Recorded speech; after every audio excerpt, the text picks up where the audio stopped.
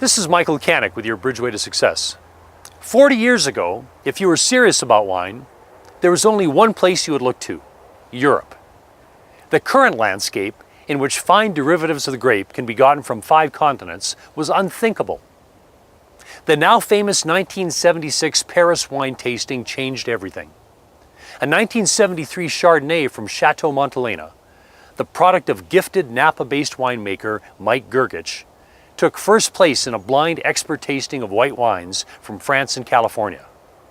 The victory gave credibility to and generated interest in wines from the New World.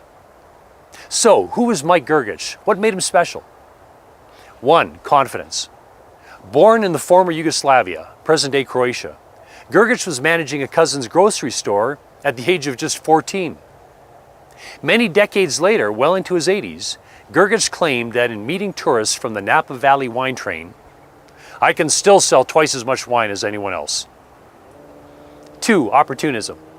He went to business school because he observed the communist state employed a lot of bookkeepers. After working as a bookkeeper and realizing it didn't fit his nature, he went back to university and studied enology. When he heard a professor describe California, not then a mecca of high-quality winemaking, as paradise, he knew what he had to do: become a winemaker in California. 3. A drive to innovate. After Gergich arrived in California in the late 50s, he developed a reputation as an innovator, especially in preventing spoilage, which was a major issue in wine production at the time.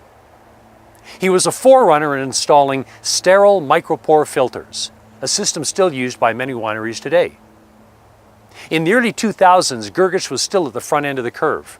It took him all of 5 minutes to decide to take the company's vineyards biodynamic and employ no artificial fertilizers, pesticides, or herbicides.